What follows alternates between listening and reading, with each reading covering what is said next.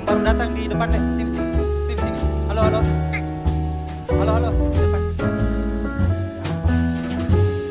Hari batik ya. Nah, yang lain yang di belakang, paling belakang ada. Oh, malam saya kira mahasiswa tadi. Ya, yang di belakang ini ada. Di belakang boleh ke depan di sini. Kelihatan ini ya. Itu yang di paling belakang ini. Ayo ayo ke depan dulu. Nggak kelihatan di situ. Nanti ndak di ini. Ya, ayo. Bukan saya yang ndak lihat. Sini ke depan. Ya. Sini depan. Ayo. Masa anak komunikasi malu-malu. Ayo. Ke depan sini baru kita mulai. Kita ndak mulai kalau ndak ke depan dulu.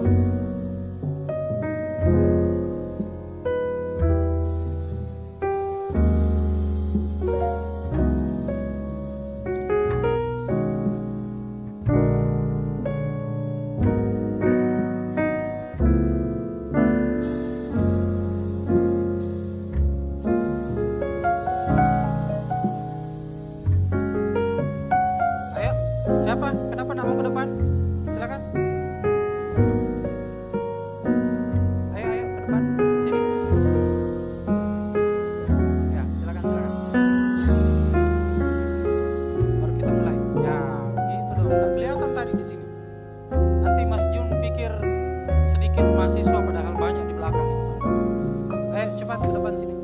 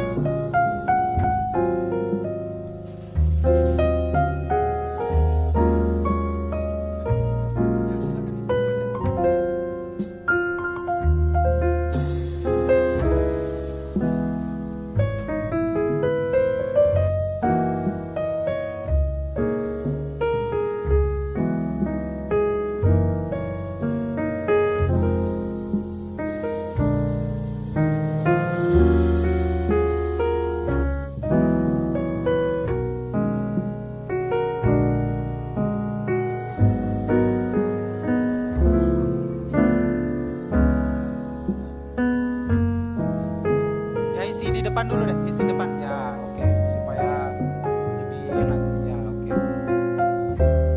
Yang baru datang silakan di depan langsung sini depan ya, isi depan.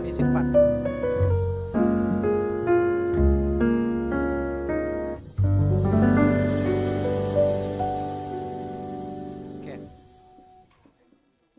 Mana sudah siap?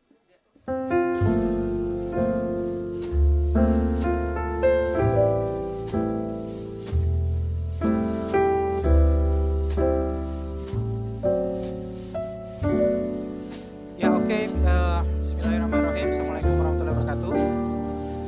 Sebelum kita mulai, mohon adik-adikku sekalian tertib ya.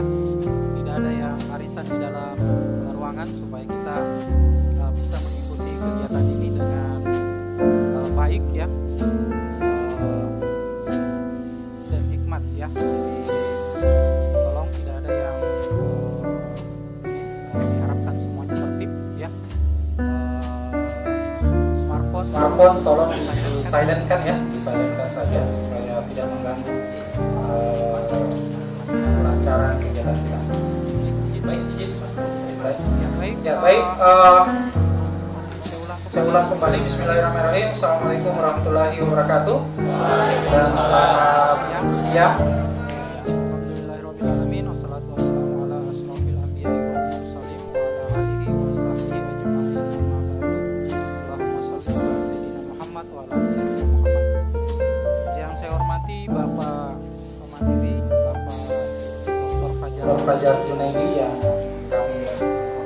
hormati sekaligus kami banggakan,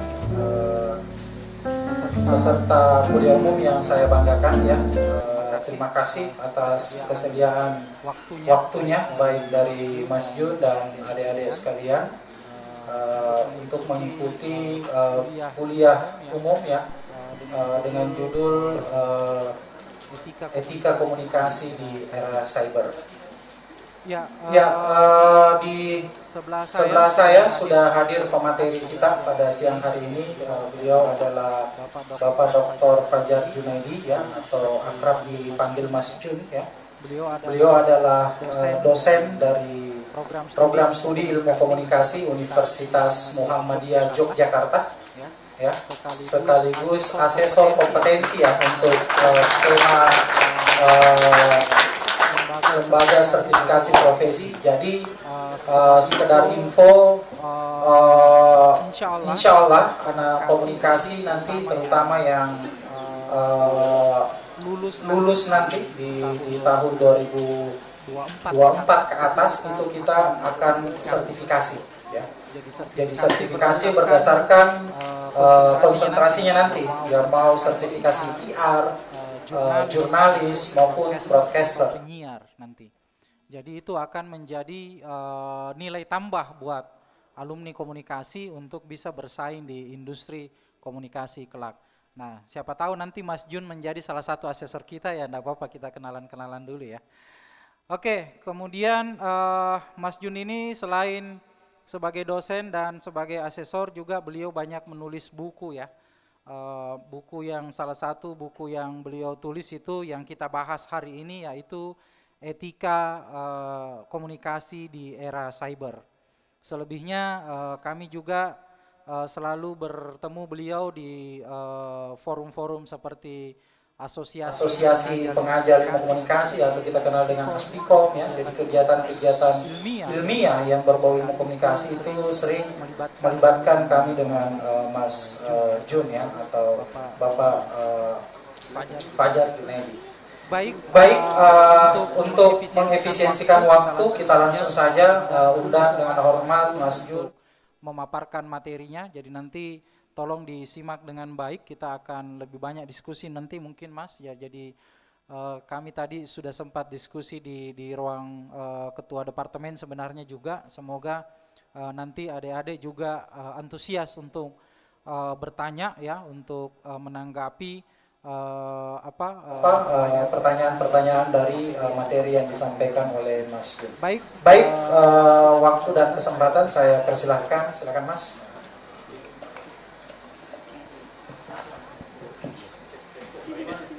Oke, terima kasih Mas. Teman-teman yang berbahagia, Mas Aryo. Assalamualaikum warahmatullahi wabarakatuh. Yang pertama saya ucapkan terima kasih kepada Departemen Ilmu Komunikasi Universitas Hasanuddin, Mas Aryo, dan semuanya yang sudah mengajak saya untuk silaturahmi dengan teman-teman semua.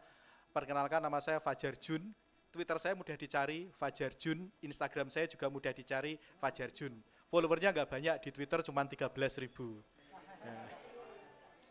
Oke, dan acara ini juga sudah saya tweet. Saya ke Makassar ini yang kedua kali, 3 sebenarnya cuma 1 untuk transit aja, tapi saya cukup sering berinteraksi dengan teman-teman di Makassar. Terakhir bantuin Mbak Wina dengan Pak Dahlan Abu Bakar, beliau berdua nulis buku 100 tahun PSM Makassar gitu, waktu 2019 gitu. Kebetulan saya diminta untuk bantu jadi proofreader untuk buku tersebut. Kebetulan penerbitnya Football Fandom di Jogja. Yang suka PSM siapa? Angkat tangan. Yang suka PSM angkat tangan? Iya, spesial. Oke. Kalau Anda ikut kuliah dengan saya, suka sepak bola, nilainya pasti A. Ya. Syaratnya lulus ujian. Ya. Saya sering ngajak mahasiswa kalau kuliah itu ke pertandingan sepak bola. Misalnya mata kuliah pengantar jurnalistik, saya ajak untuk liputan pertandingan sepak bola. Mengapa? Liputan itu tidak sekadar hard skill, tapi juga soft skill. Misalnya ketika pertandingan berjalan kan tidak boleh masuk ke field of play, ke arena lapangan. Terus bagaimana saat di konferensi pers itu kita harus beretitude, teman-teman yang PR pasti kan memahami ini begitu. Nah, di kesempatan kali ini saya akan mengajak teman-teman semua untuk kita ngobrol bareng tentang etika di era siber. Oke, nah ini perkenalan dari saya, silakan di follow, nanti saya usahakan insya Allah juga pasti memfollow teman-teman semua. Saya udah follow akunnya Unhas dan Departemen Ilmu Komunikasi Unhas juga. Nah teman-teman yang berbahagia, slide selanjutnya. Nah saya akan berangkat dari kasus ini, ada yang bisa cerita enggak? Ada yang tahu kasus ini enggak? Belum ada 1 bulan kemarin. Yang suka bola? Ada yang bisa cerita kasus ini? Angkat tangan.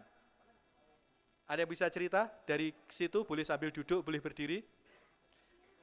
Apa yang terjadi pada Yohanes Kandaimu, pemain belakangnya Persebaya? Oke, jadi ceritanya waktu itu Persebaya bertanding, Kandaimu dipasang sebagai starter. Oke, nah kemudian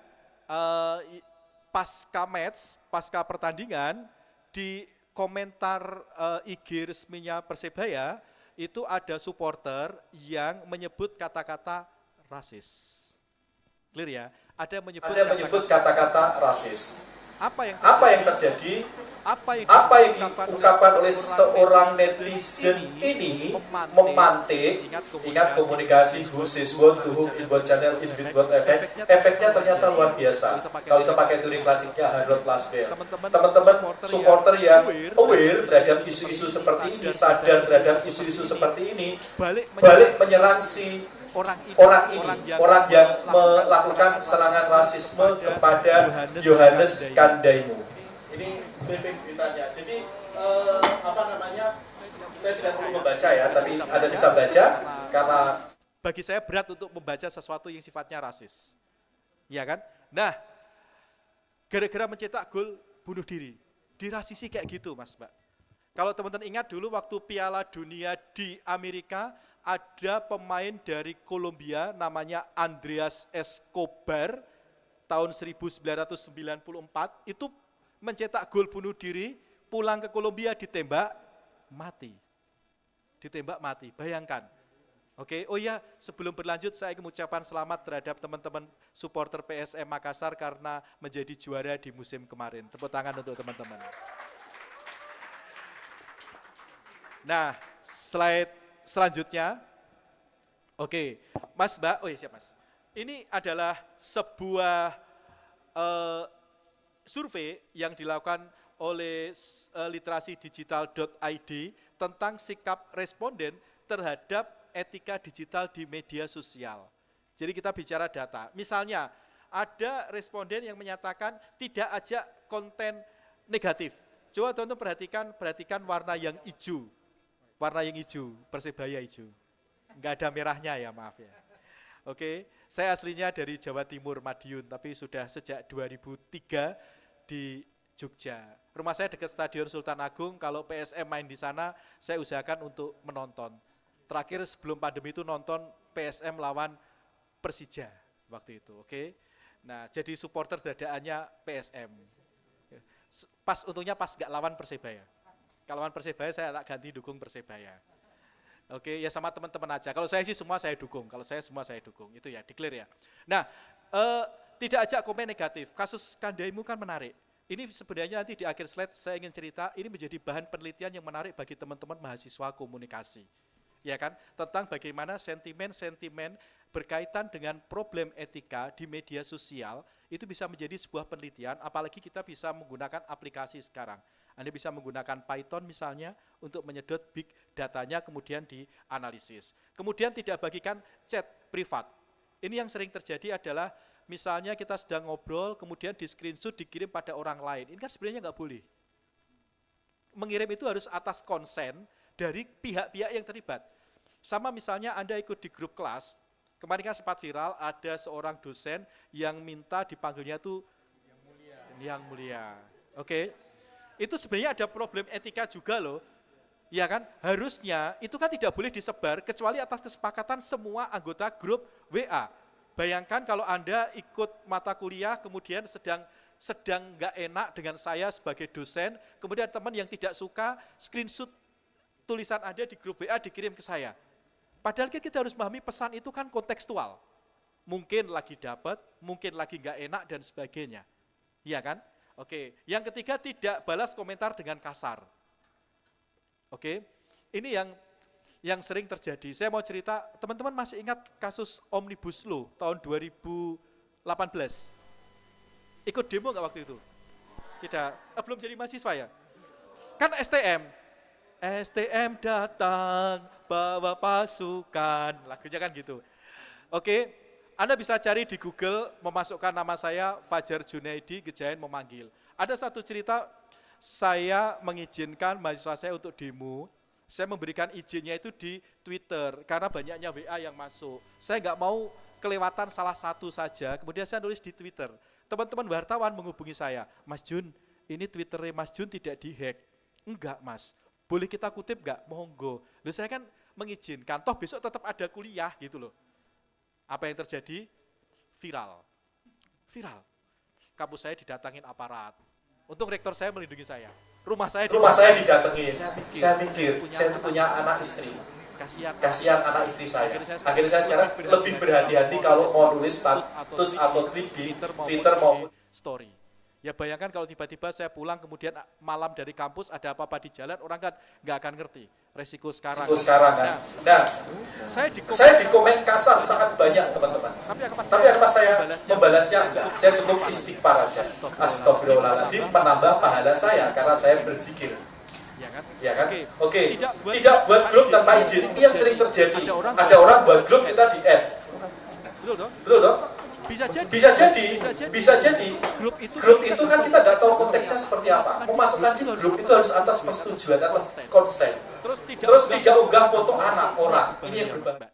Di Indonesia itu kan orang moto-moto jepret-jepret kemudian diunggah. Bahkan plat nomor, plat mobil aja diunggah.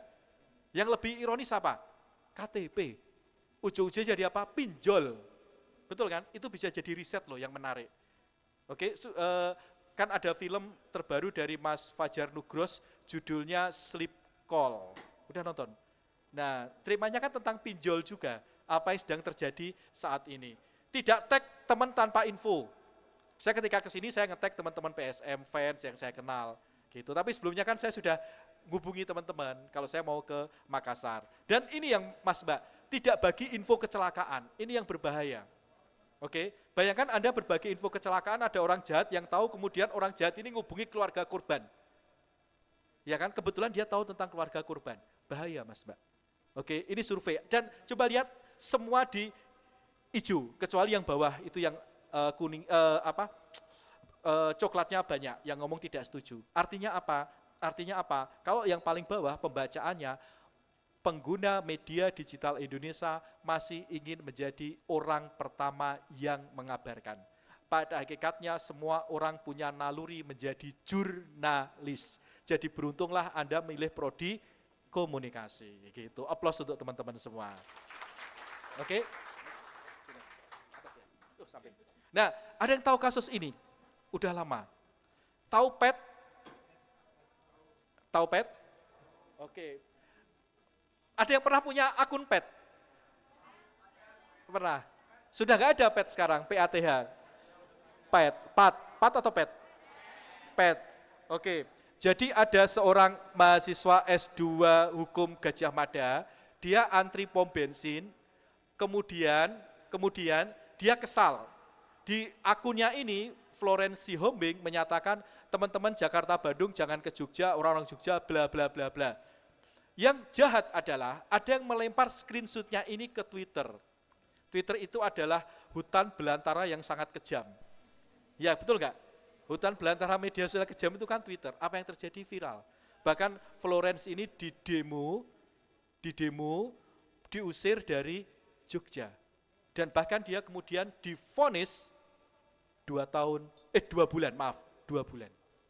Oke, karena dianggap melanggar undang-undang ITE kalau nggak salah. Nah, ini kasusnya, Florence Sihombing. Jadi benar-benar ada problem etika. Oke, kasus pertama yang aktual tadi menimpa pemain Persebaya, kemudian kasus kedua ini terjadi di Florence Sihombing. Nah, Ini kami dulu pernah nulis buku ini, judulnya Komunikasi 2.0, Teoritisasi dan Implikasi tahun 2009 kalau nggak salah, 2009 atau 2010. Nah, waktu itu belum banyak akademisi yang membincang ini, kemudian kami di asosiasi waktu itu mengumpulkan teman-teman dosen yang tertarik untuk menulis tentang bagaimana implikasi user-generated content. Jadi, teman-teman, kita sekarang dihadapkan kepada era di mana konten pengguna itu yang mendominasi. Contoh misalnya, wartawan akan mengutip dari Twitter. Twitter itu dari siapa? Netizen. User. Betul nggak? Oke. Anda mendengar penonton YouTube dari pengguna. Bahkan arus utama media pun mereka kemudian membuat akun di YouTube dan sebagainya. Oke, sambil kita berlanjut, saya mau tanya, siapa di antara teman-teman yang punya Instagram? Angkat tangan. Semua Instagram. Jamaah Instagramia. Tarekat Instagramia. Yang punya Twitter? Banyak. Ternyata Twitter sangat terkenal. Luar biasa. Salah X. Oke. Elon Musk tuh jadi lupa. Terima kasih dan yang punya Spotify.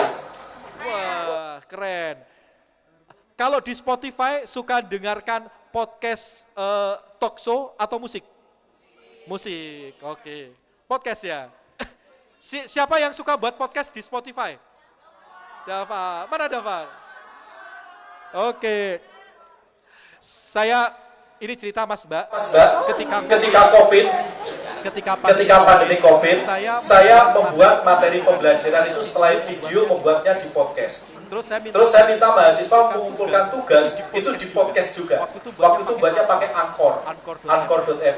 Kemudian mereka kirim ke saya link di Spotify-nya. Misalnya saya minta untuk baca jurnal, baca buku, dibuat audiobook.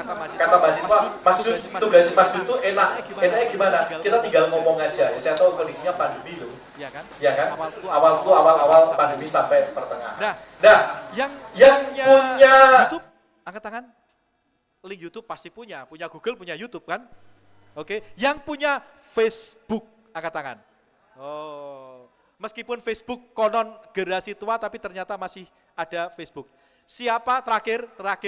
Siapa di antara teman-teman yang pernah punya Friendster? Enggak ada.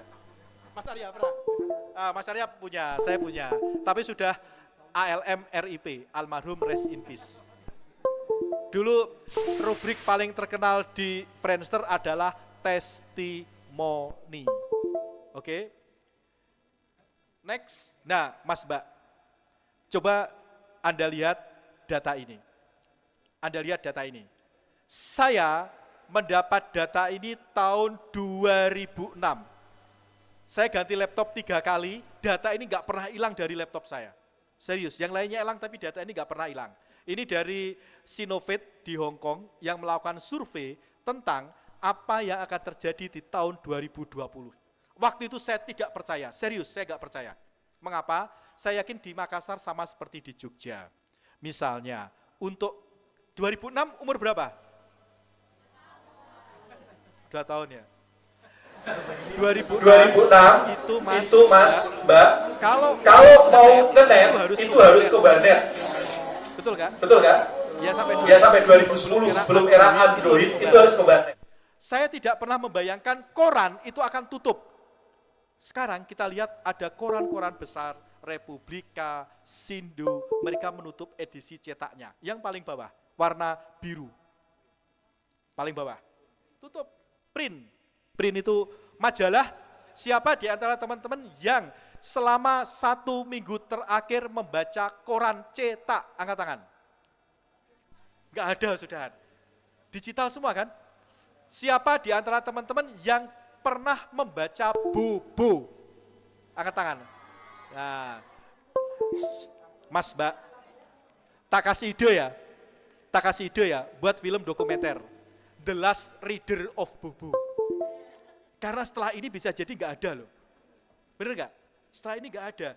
teman-teman ini adalah bisa jadi generasi terakhir pembaca media cetak. Oke? Yang selanjutnya internet. Bayangkan Mas Mbak, internet itu di tahun 2000 masih kecil, sekarang dia mendominasi analog TV. Sini sudah analog switch off ya? Sudah digital semua. Fakta kan, 2020 diramalkan Mas Mbak. Terus yang suka main game, angkat tangan, merah-merah. Yang suka main game. Nah, bayangkan merah. Wireless, digital radio, radio analog yang tengah, ungu semakin berkurang, tapi radio digital semakin membesar. Oke? Maaf, balik. Oke, next slide. Oke, next slide. Oke, teman-teman, ini data terakhir tahun 2002, sebelum kita ngomong problem etika lagi. Kita ngomong data dulu. Menurut data dari Statista, 58% populasi di muka bumi adalah pengguna media sosial. Termasuk saya dan teman-teman semua. Oke, welcome to habitat ini. Oke, slide selanjutnya. Terima kasih. Pengguna media sosial, teman-teman, berada di 84% atau 81%? 4, oke. Saya sama Mas Arya aja yang di 81, ya Mas ya? Oke, kami generasi di atasnya teman-teman. Tapi emak-emak usia 65 pun masih menggunakan internet. Ya kan? Slide selanjutnya, data dari tahun 2021, waktu yang dihabiskan untuk ngenet itu mohon maaf ya, mengalahkan mengalahkan waktu kita untuk beribadah setiap hari dan membaca setiap hari. Betul nggak? Iya kan? Bayangkan Anda nongkrong di warung kopi, di kedai, coffee shop, itu buka HP loh, ngenet loh, padahal kita nongkrong tuh pengen kan ngobrol. Bener nggak? Pacaran, yang sudah punya pacar, juga menduakan pacarnya. Dengan apa? Buka HP. Bener kan? Oke. Bayangkan Mas, 2,5 jam Mas Mbak semua. Oke. Nah, sekarang saya kembali ke etika. Oke.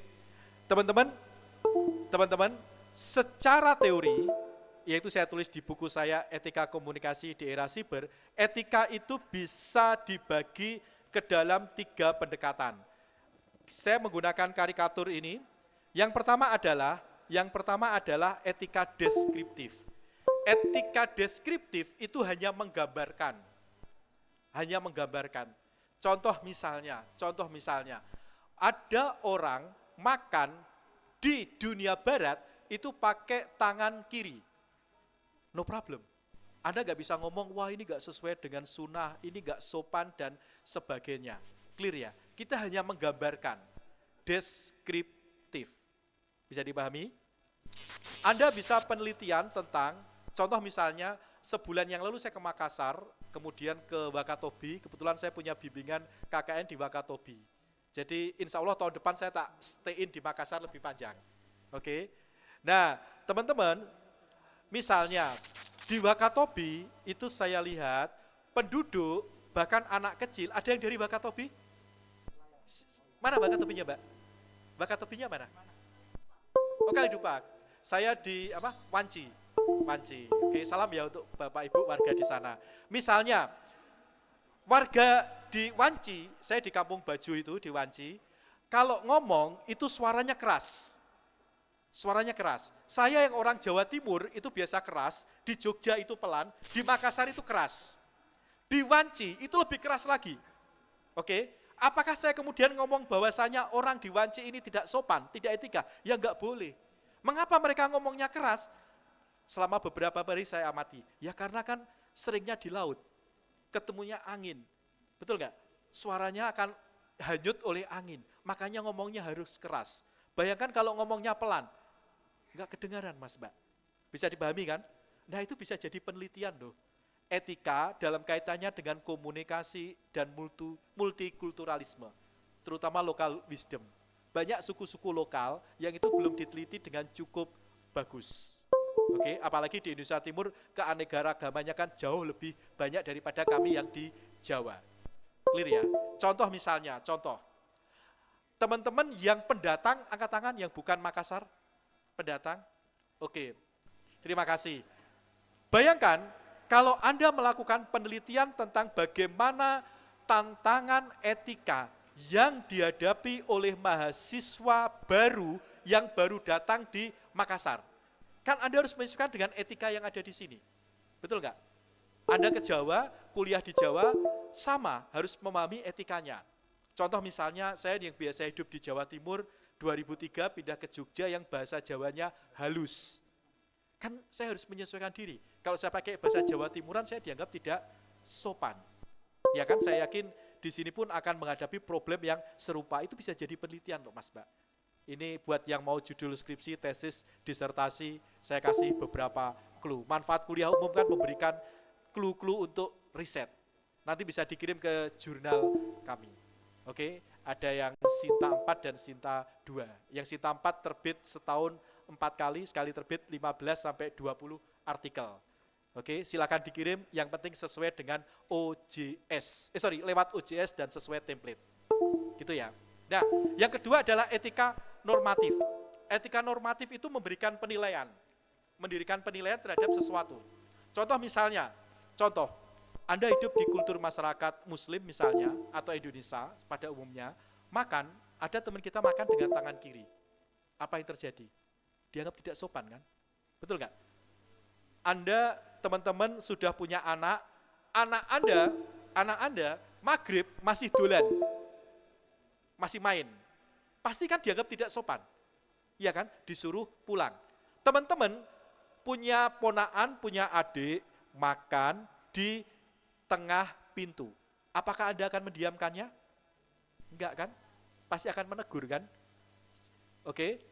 Anda ketemu sama Anda punya adik, punya ponaan, makan sambil ngomong. Pasti kan juga teman-teman negur. Mengapa Anda negur? Karena Anda menganggap itu tidak sopan. Sama kalau misalnya ini fakta ya, fakta. Problem dari mahasiswa ketika kuliah dan lulus adalah tidak bisa kirim email. Buktinya apa? Ngirim email secara hard skill itu bisa, tapi secara soft skill nggak bisa. Kirim email tidak ada subjek dan body. Saya Mas Mbak, saya Kaprodi, saya ketua komite skema di Lembaga Sertifikasi Profesi UMY. Saya kalau bales emailnya mahasiswa, saya kasih salam Mas Mbak. Salam, assalamualaikum, selamat siang, terima kasih atas kiriman email skripsinya, akan saya baca, bla bla bla, terima kasih, tertanda Fajar Junaidi. Saya kasih nama saya. Ada mahasiswa kirim email, nggak ada apa-apanya, hanya lampiran.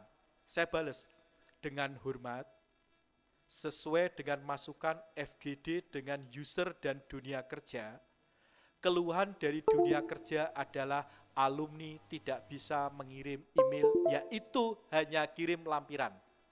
Ini soft skill yang sering dipersoalkan.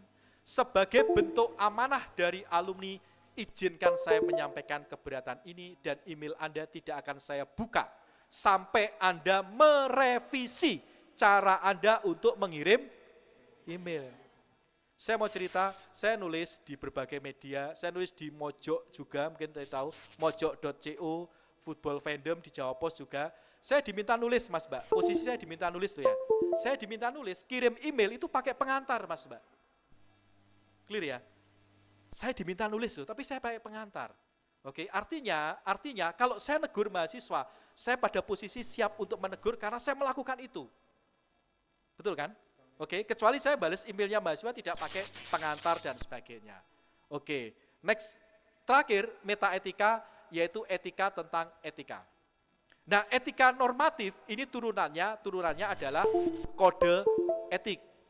Oke, kalau dia punya kekuatan hukum negara, maka etika normatif ini jadi undang-undang. Berapa banyak ada orang terjerat undang-undang ITE? Betul kan? Makanya ini nanti menjadi menarik, menjadi udah KKN atau belum? Belum. Jadi program KKN. Wajib ya Mas ya? Mandatori kan KKN. Saya bimbing KKN itu sampai ke Sebate, sampai perbatasan dengan Malaysia. Yang terakhir ke Wakatobi. Kemarin dia minta, Mas Jun bimbing di Sembalun ya, NTB. Saya bilang, waduh saya gak enak sama kampus kalau 3T semua, jauh semua, ninggal kampus saya. Padahal saya mau-mau aja, gitu. Oke. Nah, ada 2 teori etika. Oke, slide selanjutnya. Next, slide selanjutnya. Pertama, etika deontologi. Asal katanya deon. Deon. Anak saya yang kedua itu namanya Dionysian Viva Manuscripta. Anak saya yang pertama namanya El Nino Prophetica Zarathustra. Mengapa namanya harus seperti itu? Karena nama adalah doa. Yang kedua, nama itu adalah penanda. Kalau dalam bahasa semiotik. Yang ketiga, yang paling penting dalam bahasa marketing, nama itu adalah jenama alias merek. Itu. Kan kita orang komunikasi, masa buat nama biasa-biasa aja. Betul nggak? Nggak bisa membuat kopi iklan berarti. Oke. Nah, deon itu artinya kewajiban. Jadi kita melakukan ini apapun tujuannya tidak diperhitungkan. Bahwa Anda wajib taat pada aturan. Bisa dipahami? Oke. Anda mau ini contoh nih, contoh ya. Anda berangkat ke UNHAS, kuliah telat. Ada kuliah umumnya Anda telat, takut dimarahi dosen. Misalnya dosennya saya, takut dimarahi oleh Mas Jun. Anda ngebut, langgar lampu merah. Tujuan Anda baik agar Anda tidak telat kuliah. Oke, tetapi Anda melanggar kewajiban, yaitu menabrak lampu merah. Kalau Anda menabrak aturan, yang terjadi apa? Kekacauan. Betul nggak? Kekacauan. Ya toh, bisa terjadi tabrakan dan sebagainya. Yang kedua adalah utilitarianisme atau bahasa lainnya teleo. Teleo itu tujuan. Jadi etika teleologi yang saya tulis di buku saya itu lebih mengedepankan pada tujuan. Contoh ya, contoh. Perhatikan contoh ini. Anda seorang wartawan. Oke. Secara kode etik Anda tidak boleh menerima amplop dari narasumber. Suatu hari orang tua Anda sakit. Anda butuh uang untuk mengobati orang tua Anda. Kemudian ada narasumber Anda bilang, Mas, ini kan acaranya bukan berita yang jelek, berita yang baik juga. Artinya amplop saya itu nggak ada hubungannya dengan berita. Artinya bukan berita korupsi, berita seremoni lah, peresmian proyek apa. Ada di amplop ini. Ada mikir, saya kalau nggak menerima amplop ini, uang ini, maka orang tua saya nyawanya bisa jadi tidak terselamatkan.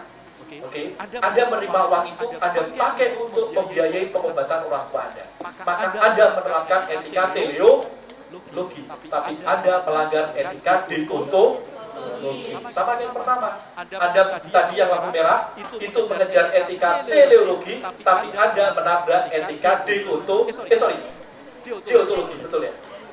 Sorry, mematuhi etika deontologi, ya kan? Jadi ada, yang pertama tadi kalau skenario di lampu merah Anda berhenti, maka Anda taat etika deontologi.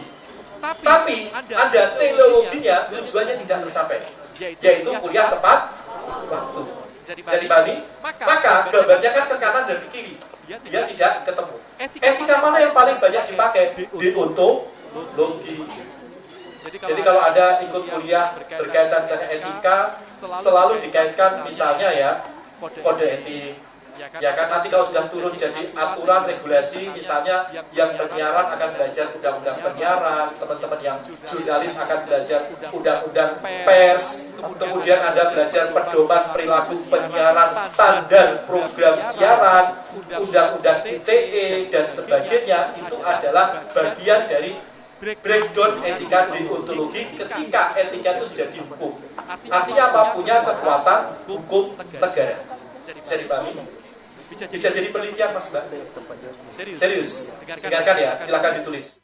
Penerapan etika pariwara Indonesia, pelanggaran etika pariwara Indonesia dalam iklan judi slot. Etika pariwara Indonesia yang terbaru bisa di-download, itu kan banyak ngatur tentang klausul-klausul media digital. Bisa dipahami? Clear ya? Anda bisa meneliti media-media sosial yang sekarang dia memuat iklan-iklan produk pemutih. bagaimana etika pariwara Indonesia itu dilanggar. Misalnya menggunakan kata superlatif, produk terbaik, dijamin 100% putih, seputih batu kapur, ya kan, seputih karang, dan sebagainya. Clear? Bisa dipahami? Ide-ide judul, teman-teman, yang bisa Anda lakukan di era digital ini. Oke. Slide selanjutnya. Nah, jangan-jangan kita ini darurat literasi. Teman-teman berapa sekarang? 5. Wes lagi KKN toh? 3, ya 5 kan sebenarnya KKN ya. Nah, oke. Menarik. Jangan sampai KKN itu nanti programnya hanya membangun papan nama jalan. Betul nggak? Bayangkan kalau program KKN Anda, nanti di slide terakhir saya akan cerita apa yang pernah saya lakukan. Anda, teman-teman, membuat program berkaitan tentang literasi etika di media digital. Pesertanya bisa ibu-ibu, karena hoax itu umumnya dimulai dari grup WA, emak-emak dan bapak-bapak, betul kan? Yang kedua, bisa anak-anak juga, bisa jamaah masjid, bisa jemaat di gereja, dan sebagainya. Oke, saya akan contoh beberapa contohnya. Karena background kita komunikasi. Ya kan? Oke. Tahun 2011 kami menulis buku ini, Literasi Media dan Kearifan Lokal, Konsep dan Aplikasi, bareng sama Pak Tono Morharjo, Mas Mario Antonis Birowo, Mbak Rini, Mbak Dewi KS, Mas Najib ini. Kemudian Mas Sri Hastaryo, Mas Tommy, Adi, saya, dan Pak Setio. Jadi di buku ini kami menulis bagaimana etika itu ternyata sudah ada di lokal wisdom kita. Ini kan sebenarnya menarik untuk Anda teliti. Contoh, karena saya dari Jawa ya, mohon maaf ya saya jelaskan nanti. Di ajaran orang Jawa itu ada namanya ngono ya ngono ning ojo ngono. Gitu ya gitu tapi jangan begitu-begitu. Artinya apa? Jangan terlalu los-losan gitu loh. Misalnya kalau kita sedang benci, ya jangan kemudian membuka medsos, marah-marah di medsos. Kata orang Jawa, ngono yo ngono ning ojo ngono. Di Bugis, di Makassar dan sebagainya, di Wakatobi, bisa jadi ada local wisdom seperti itu. Kan bisa jadi penelitian yang menarik. Kalau kita ingin melakukan literasi digital kepada masyarakat lokal, pahami antropologi budaya masyarakatnya. Clear? Bisa dipahami? Nah, next slide. Oke, teman-teman ini beberapa, ini yang saya cerita tadi, seorang dosen UMY ikut demo dukung aksi Gejayan memanggil. Ini dari tirto.id, kemudian ini tweet saya, tweet saya yang cukup, saya nggak bilang viral ya, cukup menjadi perbincangan di media digital. Nah, teman-teman, poinnya adalah kita sebagai akademisi itu kan punya tanggung jawab tridharma perguruan tinggi. Ya kan? Era sekarang kajian-kajian itu sudah bergerak ke kajian-kajian digital. Betul kan? Yang sering kosong itu adalah bagaimana kita mengkaji penegakan etika di media digital. Sorry loh ya, kadang saya bingung mahasiswa itu bingung untuk mendapatkan judul skripsi, judul tesis, judul disertasi. Loh padahal sekarang dengan era digital judul itu melimpah ruah. Betul kan? Karena problem itu kan semakin banyak.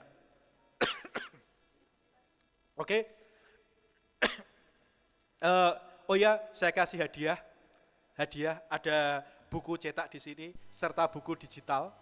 Hadiahnya untuk teman-teman semua nanti bisa di-download dari link yang ada di PPT ini. PDF bukunya. Contoh yang kami lakukan. Semester kemarin saya ngampu mata kuliah etika periklanan.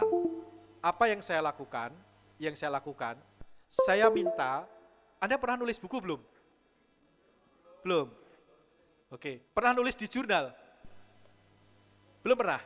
Nanti saya cerita ya. Anda harusnya di level semester 5 ini sudah punya karya terbit di jurnal. Oke, buku itu mungkin menyusul.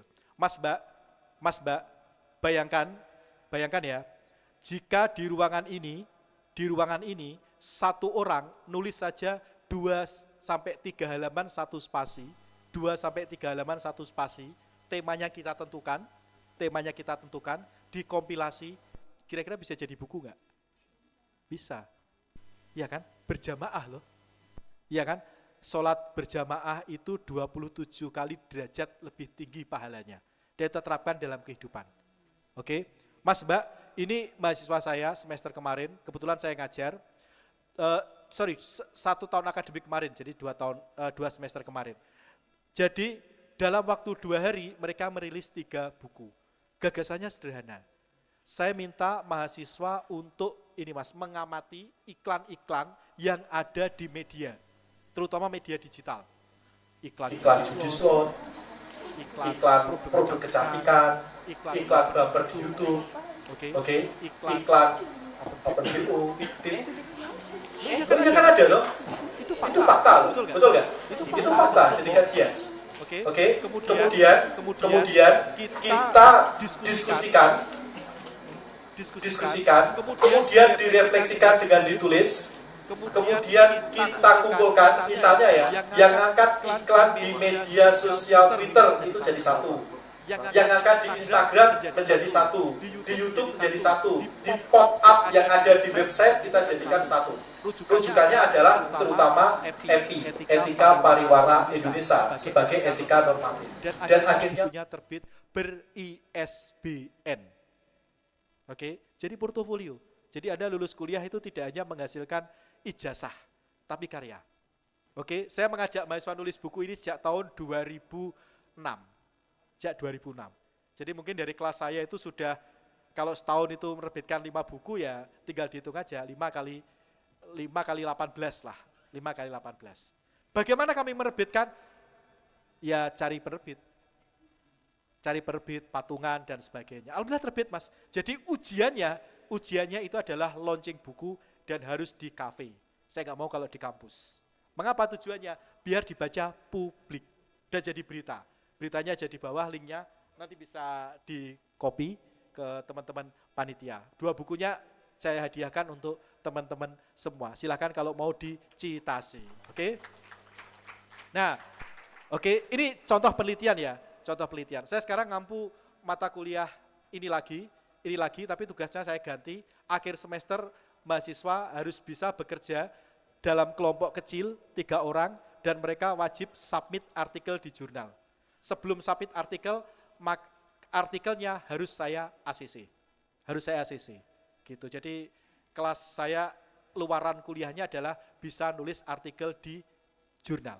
Jadi nggak perlu ada logo kampus gitu. Cinta kita pada kampus itu tidak ditunjukkan dengan membuat makalah ada cover kampusnya meskipun itu iya.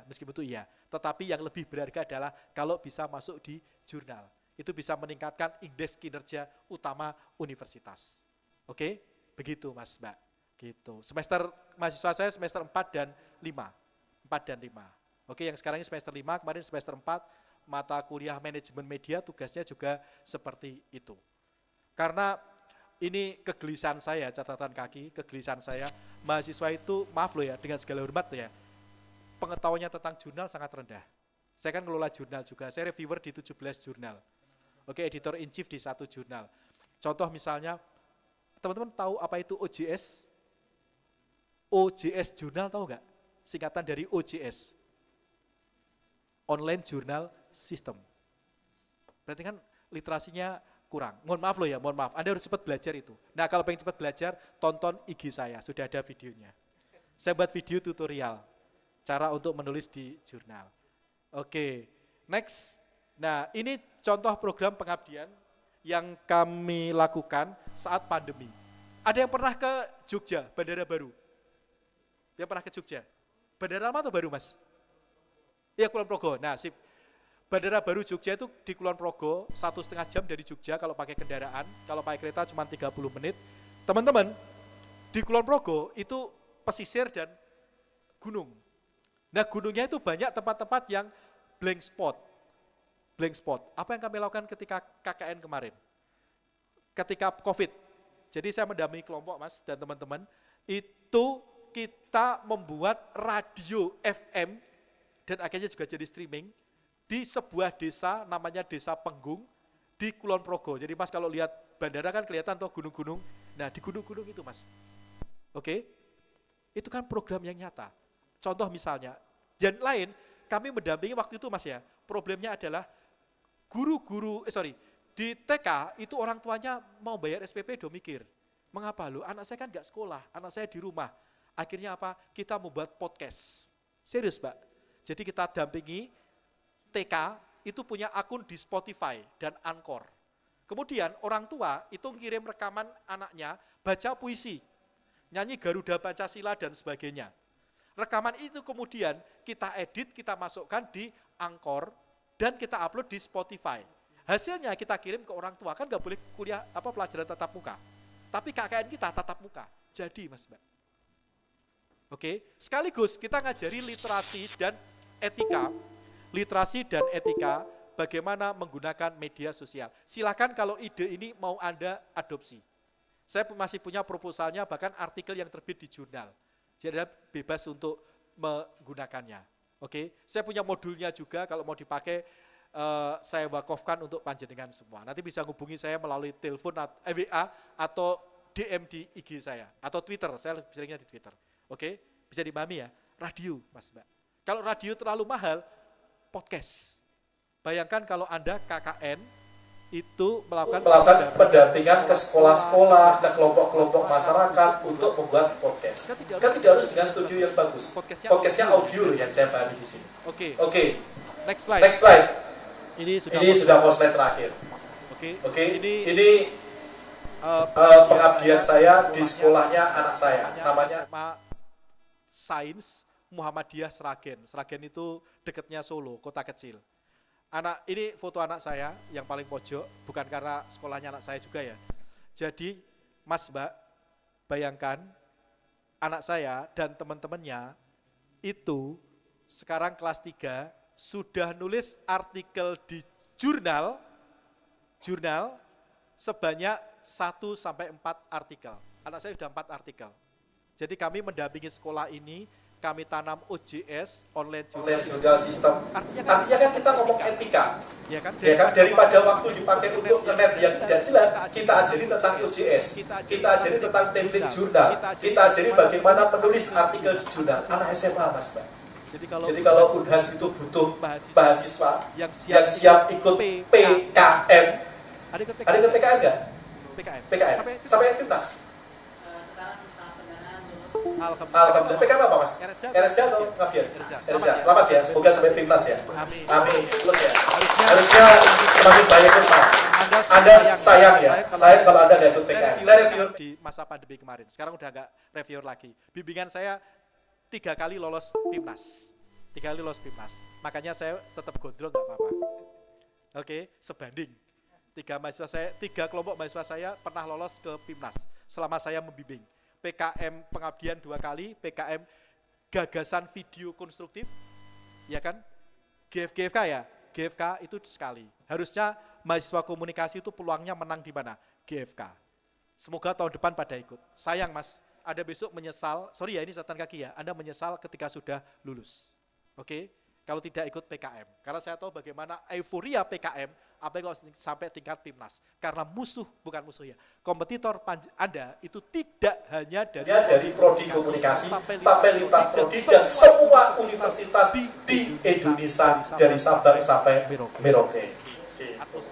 Semoga lolos nanti ya. Saya doakan. Doa orang gondrong insya Allah kuat. Oke. Jadi ini contoh bagaimana program pengabdian yang kami lakukan. Konkret. Anda nanti bisa mencari dengan kata kunci JISQ. Dan jurnalnya sedang kita uruskan Sinta, kan 4 kali terbit bisa urus Sinta. Oke. Jadi mereka nanti ketika seumuran teman-teman, mereka sudah tahu apa itu OJS, apa itu template jurnal, apa itu Sinta 2, Sinta 1, bagaimana struktur IMRAT, introduction, method, research, and discussion. Oke. Anak SMA Mas Mbak. Nah, mengapa demikian? Kan gagasannya etika. pengetahuan dan kemudian etika. Oke. Contoh. Karena saya reviewer jurnal ya. Mungkin Anda masih agak roaming, tapi nanti kalau jurnal Anda paham. Yang S2 dan S3 ada?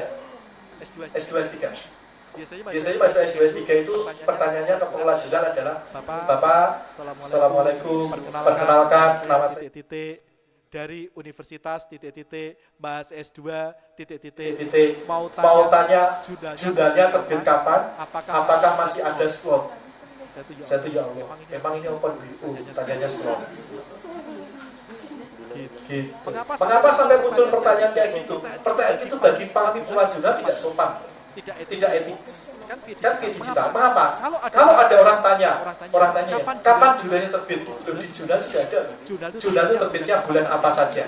Kalau ada orang tanya gitu, kami pasti terlihat orang ini tidak pernah membaca jurnal.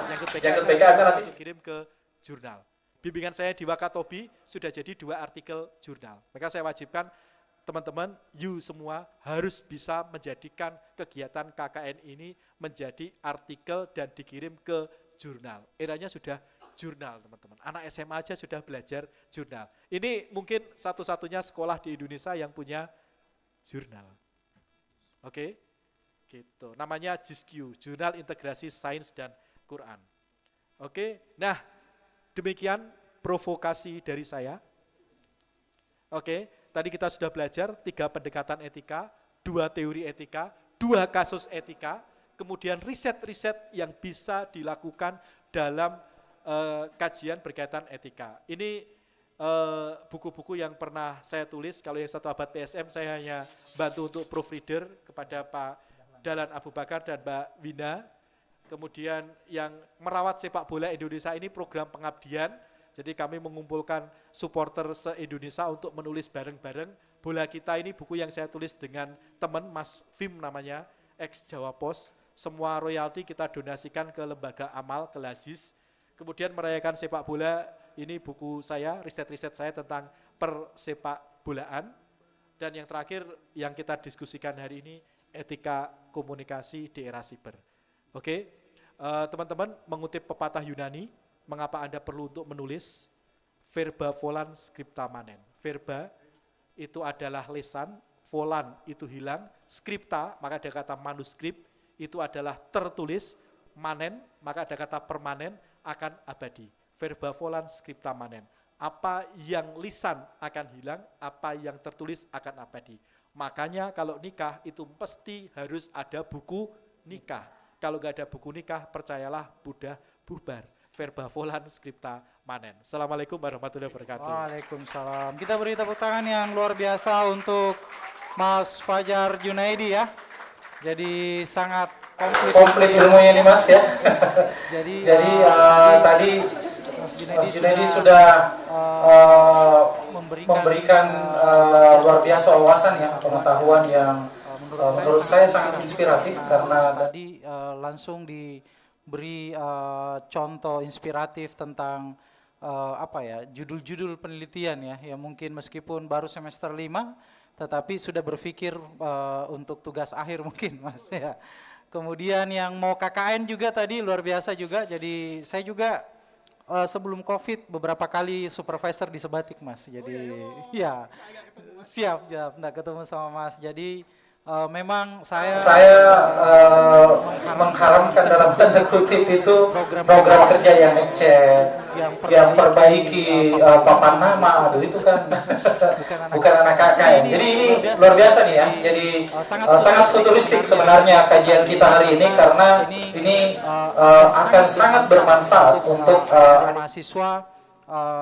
Bukan hitungan tahun, tapi 1-2 semester ke depan itu akan Anda temukan apa yang dibicarakan oleh Mas Jun tadi. Kita beri aplaus yang meriah untuk Mas Jun. Silahkan kita buka sesi pertama, pertanyaan 3 orang dulu. Jadi Mas Jun selain anak UNAS kita punya juga anak PMM juga nih Mas. Boleh. Nah, ini ada dari Malang nih Mas Fikri. Ya. Kemudian di sebelahnya Mas Fikri dari mana? Al-Azhar Jakarta. Oke. Ada lagi yang PMM boleh? Nah, ini nih Mas, nih tengah nih. Kalau Mas dari mana? Bogor. Oke. Yang Mbaknya? Serang, Banten. Untirta. Sampingnya lagi Mas? Aceh. Oh itu, dari Aceh sampai jadi memang ini ya. Luar biasa ilmunya hari ini Mas Jun. Oke, silakan. Yang bertanya kita kasih 3 penanya dulu untuk kesempatan pertama dan ada hadiah dari Mas Jun. Ada buku. Ada 2 buku untuk 2 penanya. Penanya pertama. Oke, 1. 2. Oke, berarti sudah ada yang punya buku ya, Mas. Yang di atas dengan Mas Fikri. Tapi yang lain boleh juga karena ada buku e-booknya nanti Mas ya. Nah, nanti saya yang kasih nih kalau e-booknya. Satu lagi silahkan kalau ada. Atau kita langsung dulu ke Mas yang di atas. Silakan Dek. Apakah kamera menjangkau di sana atau ya karena kita alhamdulillah acara kita hari ini online ya, ada live streamingnya di YouTube. Bagaimana kamera sampai di sana? Oke, silakan Dek. Sebutkan nama dan pertanyaan. Baiklah, nama saya Muhammad Al-Farizi dari S1. Jadi baru-baru ini baru selesai fenomena Asian Games 2023. Ini terkait sepak bola. Nah, di situ bisa terbilang permainan sepak bola Indonesia ini kacau di pertandingan di dalam ajang tersebut. Nah, baru terus di sosial media itu banyak kritikan terhadap Coach Indra Syafri yang dimana itu katanya ya dalam tanda kutip begitu. Nah, dalam perspektif Indra Syafri ini dia menganggap kritikan tersebut sebagai hujatan. Jadi pertanyaan saya itu sebenarnya gimana membedakan antara kritikan dengan hujatan atau bagaimana etika supaya kritikan ini tidak terkesan seperti hujatan. Mungkin begitu. Terima kasih.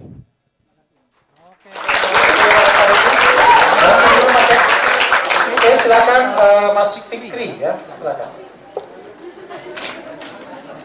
Assalamualaikum warahmatullahi wabarakatuh. Sebelumnya terima kasih atas kesempatannya Bapak. Saya Fikri dari Universitas Muhammadiyah Malang. Yang saya mau tanyakan tentang etika ketika kita bersosial media. Berdasarkan data ada saya mau ngambil masalah yang ada di TikTok kemarin baru-baru ini tentang Ibu Farida Nurhan yang berseteru dengan Code Blue. Ini lumayan menurut saya bisa mencakup tentang etika bersosial media karena beliau ini membuka privasi seseorang atau data pribadinya gitu. Nah, di sini Bapak juga paparkan 73% ibu-ibu yang menggunakan sosial media. Nah, menurut Bapak apakah Ibu Farida Nurhan ini salah untuk membuka data pribadi seseorang? Tetapi di sisi lain Code Blue juga salah karena dia mereview dengan tanda kutip kasar gitu. Gitu Bapak. Terima kasih. Wassalamualaikum warahmatullahi wabarakatuh. Waalaikumsalam. Oke, tepuk tangan dulu untuk Al-Farizi dan Fikri ya dari pertanyaannya ini menarik nih, Mas. Mas Jun, saya serahkan langsung ke Mas Jun. Oke, pertanyaannya sangat berbobot. Menarik untuk jadikan penelitian. Satu misalnya tentang bagaimana kita menghindari hujatan dalam konteks sepak bola. Kalau saya sederhana, sepanjang kita ngomongnya teknik pertandingan itu wajar. Yang tidak wajar adalah ketika yang disebutkan adalah hal yang sifatnya personal. Bahkan yang lebih mengerikan lagi adalah yang diserang itu bukan hanya pemain atau ofisial, tetapi juga keluarga pemain dan atau ofisial. Itu yang sering terjadi. Oke? Nah, ini bisa menjadi sebuah kajian yang menarik. Nah, sekali lagi kalau batasan saya, sepanjang kita membincangkan teknik apa yang terjadi di lapangan hijau, kalau bahasanya sepak bola kan dalam konteks sebagai pandit, it's okay, atau sebagai komentator. Tapi ketika kita sudah menyentuh wilayah personal, maka itu menjadi sesuatu yang abnormal. Sesuatu yang sudah tidak lagi beretika dan secara normatif, etika normatif akan ada implikasinya. Contoh misalnya apa yang terjadi dengan Kandaimu. Untung kan kemudian tidak dilanjutkan dengan membawa kasus itu ke meja hijau. Kan si netizennya datang ke kantornya Persebaya, terus kemudian dia minta maaf, dan videonya itu viral. Bayangkan Mas Mbak, bayangkan sanksi sosial, moral yang didapatkan oleh pelaku. Videonya beredar, dia mengucapkan kata-kata rasis, ya kan? Itu kalau jomblo mungkin orang sudah nggak mau lagi berjodoh sama dia. Bener kan? Oke, makanya jarimu, kalau dulu mulutmu harimaumu, sekarang jarimu adalah harimaumu. Yang kedua tadi tentang Farida Nurhan ya, kebetulan saya sempat nonton sebelum berangkat itu di insert kalau nggak salah. Insert gitu, tentang review kan, tentang review dan kemudian itu menyerang brand dan sebagainya. Nah problemnya gini Mas Mbak, ini problemnya. Pengguna media sosial, user itu kan individu, mereka bukan jurnalis. Produk yang dihasilkan itu tidak melalui proses gatekeeping, bukan produk jurnalistik, ya kan? Maka kalau ada apa-apa, itu yang bisa dikenakan adalah Undang-Undang ITE. Maka kalau menurut saya loh ya, kalau kita ingin mereview secara aman, lakukanlah review dalam konteks jurnalistik. Misalnya, bayangkan kalau teman-teman di Unhas itu membuat riset tentang jurnalistik kuliner. Ya kan? Model pengembangan jurnalistik kuliner berbasis kearifan lokal. Kan menjadi keren. Ya kan?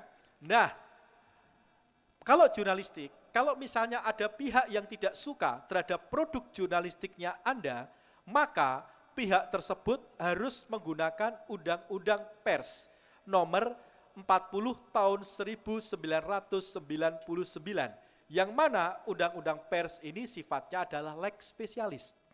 Jika ada sengketa terhadap produk pers, dibawanya bukan ke meja hijau, tapi dibawanya ke pengadilan. Jadi berkaitan dengan pertanyaan pertama juga tadi, kalau misalnya Anda tidak suka dengan performa tim yang Anda dukung, oke, maka klub Anda yang paling aman adalah Anda menulisnya itu di media yang terverifikasi sebagai media oleh Dewan Pers. Ya kan? Kalau Anda nulis di blog, Anda nulis di komen, kalau manajemen nggak suka, karena dianggap sudah menyentuh hal-hal yang saya pertama tadi personal dan sebagainya, Anda bisa disengketakan dengan Undang-Undang ITE. Kalau Anda disengketakan dengan Undang-Undang ITE, Anda sebagai terlapor akan dalam posisi yang lebih berat daripada kalau kasusnya adalah menggunakan Undang-Undang Pers.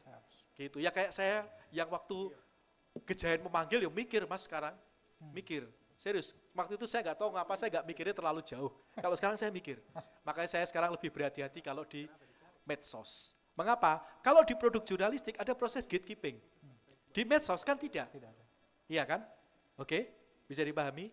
Jadi itu, satu yang tadi, batas antara sifatnya substansi dan personal. Yang kedua adalah review-review di media sosial itu sangat-sangat rentan. Karena apa? Dibuat oleh individu. Ya kan? Anda bisa dikenakan perbuatan tidak menyenangkan. Betul kan? Mencemarkan nama baik. Banyak Mas, bahkan KUHP pun bisa nyatut, bisa kena ke kita. Makanya tantangannya kan semakin banyak, makanya usul saya tadi, teman-teman bisa melakukan program pengabdian. Saya sepakat Mas Arya tadi, jangan program pengabdian mahasiswa komunikasi, jangan ngechat lah. Betul kan? Jangan membuat pelang jalan, tapi lebih substansi. Begitu, dan itu yang sudah kami lakukan selama ini. Bayangkan Anda mendampingi UMKM, terus nanti membantu UMKM untuk yuk cara live di aplikasi, saya nggak sebut merek ya, aplikasi apapun seperti apa, agar pemotretan produk itu misalnya produknya adalah buku, pemotretan dengan HP, ya kan, itu hasilnya lebih bagus seperti apa, itu kan bisa Anda lakukan. Gitu, dan sayangnya hal ini belum banyak dilakukan oleh teman-teman mahasiswa komunikasi ketika KKN. Umumnya karena mereka semua ketika KKN itu kan harus ketim dengan prodi lain. Gitu, akhirnya kalah suara. Ujungnya biasanya mahasiswa komunikasi itu nanti jadi humas dan dokumentasi. Betul kan? Padahal idenya kan dibutuhkan. Begitu. Oke? Nanti buat teman-teman yang backgroundnya dosen bisa diajukan buat program pengabdian masyarakat juga. Kebetulan program pengabdian masyarakat yang saya lakukan selama ini berkaitan dengan digital. Misalnya di pandemi kemarin kami mendampingi UMKM agar mereka go digital, Mas Mbak.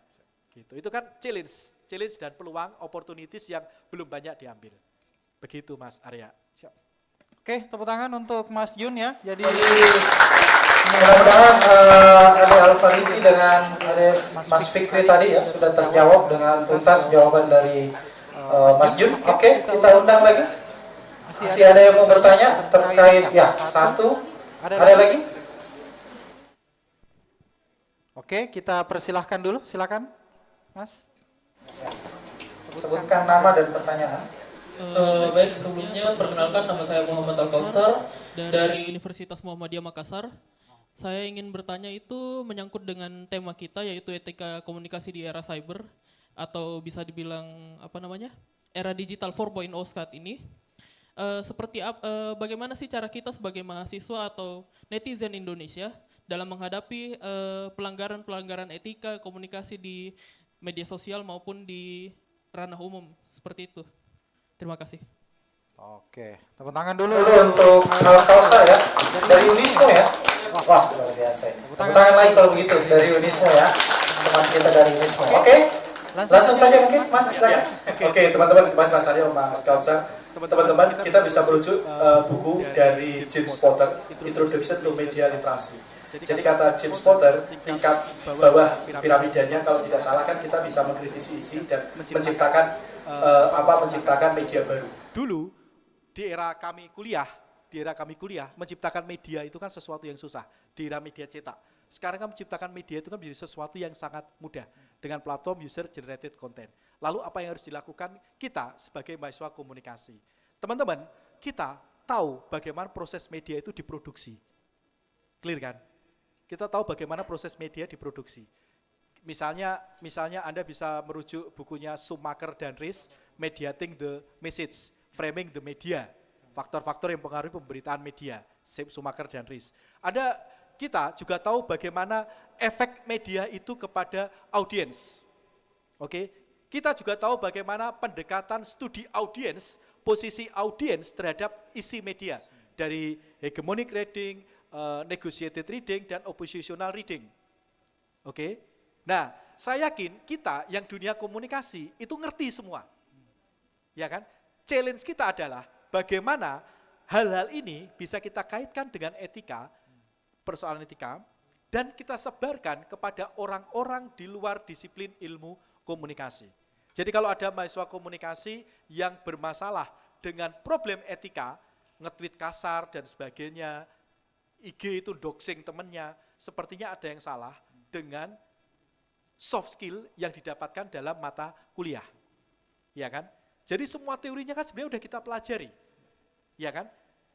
Challenge kita adalah bagaimana kemudian teori ini kita sampaikan kepada orang lain di luar ilmu kita terutama sebagai bentuk community service, pengabdian masyarakat, atau kita wujudkan sebagai riset-riset gitu Mas. Maka kalau menurut saya orang komunikasi itu mau nggak mau sekarang harus menjadi opinion leader dalam penegakan etika di era digital.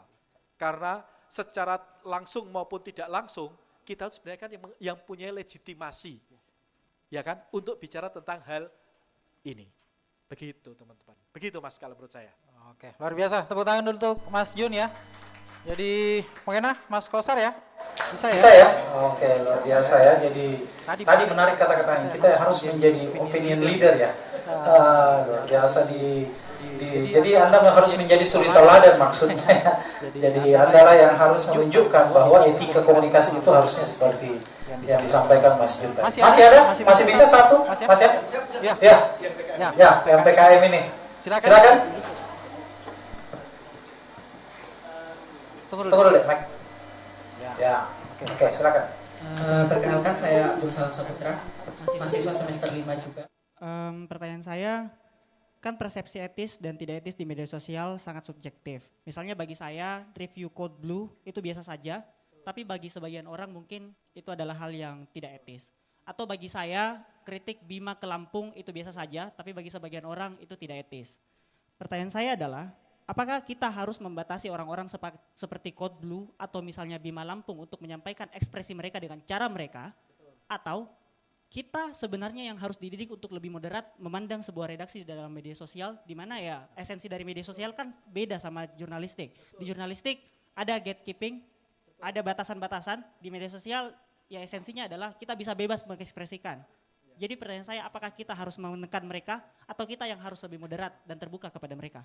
Oke, terima kasih pertanyaannya. Langsung Mas Yun, silakan. Pertanyaan sangat luar biasa ini. Kita dia pada dilema. Apakah kita sangat bagus? Apakah kita harus menekan mereka? Kalau saya pada posisi kita tidak boleh menekan siapapun untuk berekspresi. Betul nggak? Itu akan menjadi merusak pilar demokrasi kita. Itu pendapat pribadi saya. Oke. Yang kedua adalah poin pentingnya dari tema-tema seperti ini kan bisa menjadi sebuah tema riset. Bayangkan Anda bisa membuat rumusan masalah, boleh dicatat, buat tabungan skripsi, tesis, disertasi, bagaimana penerimaan audiens atau resepsi audiens terhadap konten Code Blue tadi. Oke. Yang kedua, riset yang lain, bagaimana posisi audiens atau bagaimana penerimaan audiens di titik-titik terhadap konten Bima dari Lampung. Iya kan? Ternyata kan beda-beda. Ada yang, wah itu biasa aja sih, ya karena kita orang komunikasi. Iya kan? Jangan-jangan mahasiswa Unhas dari prodi lain akan menganggapnya hal ini mungkin maaf lo ya, dari prodi yang mungkin maaf lo ya, tidak bermaksud sentimen ya, hukum misalnya. Mungkin teman-teman hukum mendekati kan sangat hukum banget. Beda dengan orang komunikasi. Anda bisa melakukan penelitian dengan teman-teman yang ada di Unhas dari berbagai fakulti atau departemen yang berbeda-beda. Ya kan, tentang studi resepsi audiensnya dengan dikaitkan bagaimana etika di media digital. Akan menjadikan sebuah temuan-temuan yang menarik. Dan jangan lupa publikasikan di jurnal. Begitu, biar dibaca orang. Ya kan? Tapi kalau saya dari tadi, apakah kita harus membatasi? Kalau saya cenderung tidak. Mengapa? Jangan sampai kemudian itu menjadi presiden buruk bagi iklim demokrasi di tempat kita. Kebebasan berpendapat di tempat kita. Misalnya ada yang orang tidak suka, ya biar diselesaikan oleh mereka sesuai dengan jalurnya. Ya kan? Tapi kalau negara sampai mengintervensi, itu menjadi sesuatu yang sangat berbahaya. Begitu teman-teman. Oke, undang-undang ITE aja kan sudah makan korban. Ya kan, Florence tadi misalnya. Kan kasihan, dia nulis di pet, padahal pet itu setahu saya media sosial yang circle-nya lebih tertutup kan. Dibawa ke Twitter, yang beda lah. Ya kan, netizen Twitter dengan netizen IG dan netizen TikTok, itu aja udah beda banget loh ekosistemnya. Jadi tema penelitian lain lagi Mas Mbak. Anda bisa melakukan penelitian tentang resepsi audiens dari latar belakang aktivitas netizen yang berbeda. Saya misalnya lebih banyak di Twitter, pasti akan beda dengan teman-teman yang suka main di TikTok. Betul kan? Oke, Anda bawa receh di TikTok, dibawa ke Twitter, ya beda. Mungkin dianggap tidak beretika. Betul kan? Tapi ketika itu di TikTok, ya itu biasa aja. Biasa aja, gitu. Ekosistemnya kan beda-beda. Begitu. Oke Mas? Sekali lagi semoga PKM-nya lolos PIMNAS dan dapat emas untuk Unhas. Ya, amin. Tepuk tangan dulu untuk Abdul Salam ya dengan Mas Jun ya, jadi menarik ya, langsung ada ide penelitian nih ya. Sebenarnya saya juga mau menambahkan ya, jadi nanti sebenarnya tadi penguatannya ada di literasi tadi ya. Jadi kalau tadi Abdul Salam mengatakan bagaimana sebenarnya, saya sepakat kita tidak boleh mengintimidasi atau bahkan membuat orang merasa tidak nyaman dalam berekspresi. Maka tugas dan tanggung jawab sebagai anak komunikasi sebenarnya harus mengembangkan keterampilan literasi yang lebih mumpuni mungkin Mas ya, untuk menghadapi kejamnya dunia digital sebenarnya ya. Karena di dalam literasi itu ada satu literasi manusia ya, humanity itu sebenarnya yang harus dijaga supaya kita tidak menjadi AI Mas ya. Seperti itu. Oke, tepuk tangan untuk kita semua. Jadi saya kira luar biasa diskusi kita hari ini. Setengah jam tidak terasa ya, 90 menit. Mudah-mudahan apa yang Mas Jun share hari ini itu bisa menjadi bekal untuk adik-adik mahasiswa semuanya ya, di dalam melanjutkan kuliah-kuliah dan menjadi orang yang sukses nanti di bidangnya masing-masing. Amin.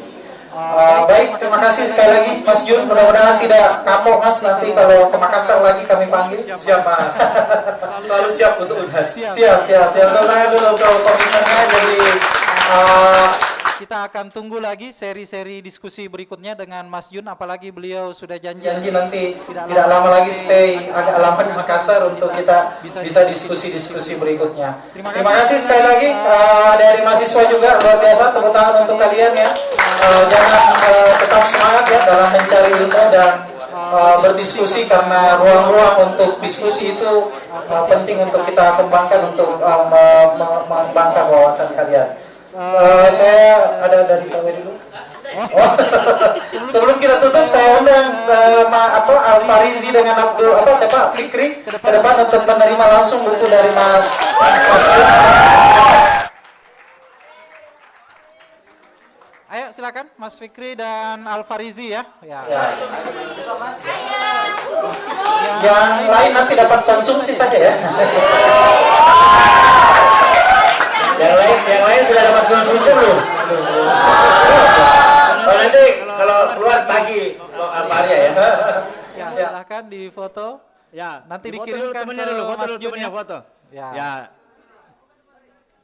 Foto dulu. Ya.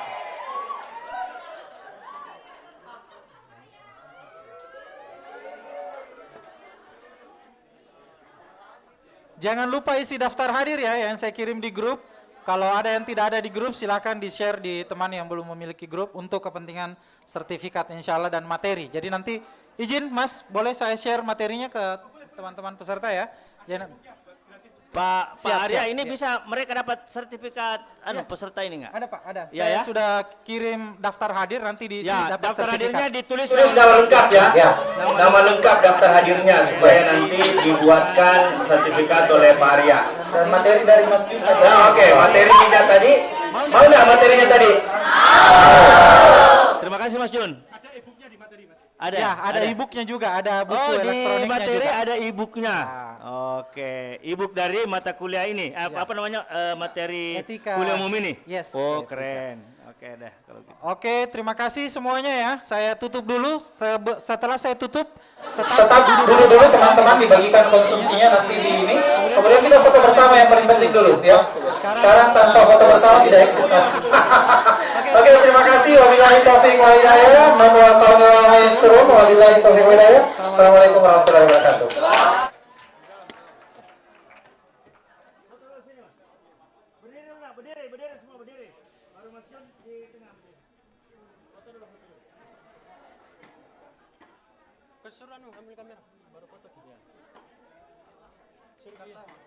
Ambil fotomu ya, baru foto depan.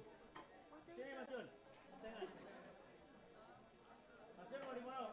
Di bawah atau di situ di atas? Foto dulu nak.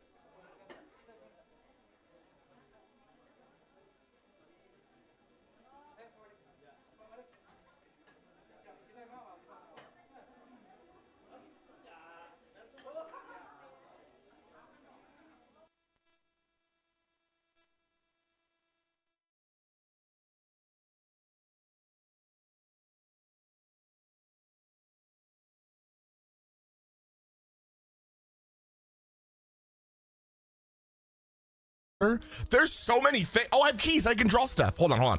Silver chest. Let's go. You guys know I like opening chests, right?